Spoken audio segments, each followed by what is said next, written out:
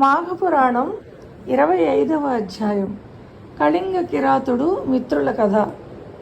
ఋత్నుమద మహర్షి జన్నుమునితో మరలా ఇట్లు పలికెను.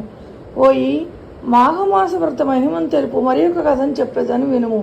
ఎట్టి పాపాత్ముడైనను మాఘమాస వ్రతమును ఆచరించి పాప విముక్తుడగునని ఈ కథ తెలుపును వినుము. అతి ప్రాచీనమైన ఈ కథ శ్రీహరి కథా మహిమను తెలుపును. పూర్వం ఒక కళింగ కిరాతకుడు కలడు. అతడు ఆ ప్రాంతమున సంపద కలవాడు, పరివారము కలవాడు. ఆయుధాలను కూడా ధరించి పరివారంతో ఒకనాడు వేటాడడానికి అడవికి వెళ్ళాడు. అనేక మృగములను వేటాడను. అతడు మృగములను వెతుకుచూ అడవిలో తిరుగుచుండగా ఒక విప్రుని అంటే ఒక బ్రాహ్మణుని చూశాడు. ఆ బ్రాహ్మణుడు నర్మదా నదీ తీరంలో నదీ స్నానం చేయవలనని బయలుదేరాడు. మార్గ మధ్యలో ఆయాసంతో ఒక మర్రి చెట్టు నీడలో విశ్రమించి మరల ప్రయాణం చేయదలిచాడు. కిరాతుడని చూచి వాని వద్ద ఉన్న వస్త్రములు ధనము మున్నగునవి అపహరింపవలెనని తలచెను.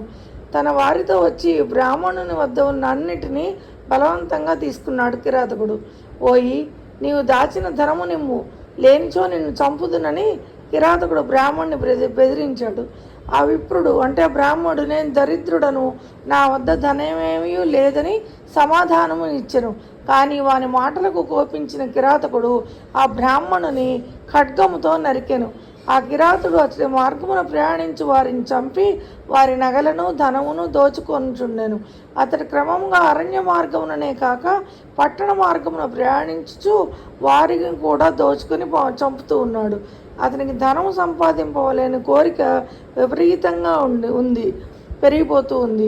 ఇటు కిరాతకునకు బంగారు నగలను చేసేవాడు ఒకడు మిత్రుడుగా ఉన్నాడనమాట. అతడు కిరాతకుని వలె క్రూరుడు, వంచనాపరుడు. బంగారు నగలను చేయిచు దానిలో బంగారం హరించేవాడు, అంటే కొంచెం దొంగతనం చేసి తీసేసుకునేవాడు. కిరాతకుడు బాటసారుల నుండి దోచుకున్న నగలను అమ్మమని స్వర్ణకార మిత్రుడికి ఇచ్చేవాడు. అతడును నగలమ్మి అందులో కొంత ధనమును తీసుకొని మిగిలిన ధనము కిరాతకుడికి ఇచ్చేవాడు. వీరికి మరి ఒక శూద్రుడు మిత్రుడుగా ఉండెను. వాని తల్లియు అట్టిదే భర్త మరణించిన పిమ్మట ఆమె మరింత స్వేచ్ఛావర్తనురాలయ్యెను.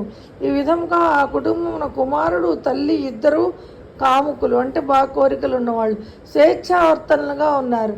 వాని తల్లి చీకట్లో కామాతురై తన విటుడు వచ్చి చోటికి పోయాను. చీకటిగా ఉన్న ఆమె ఇంటికి ఆ వద్దకు రావాల్సిన విటుడు రాలేదు.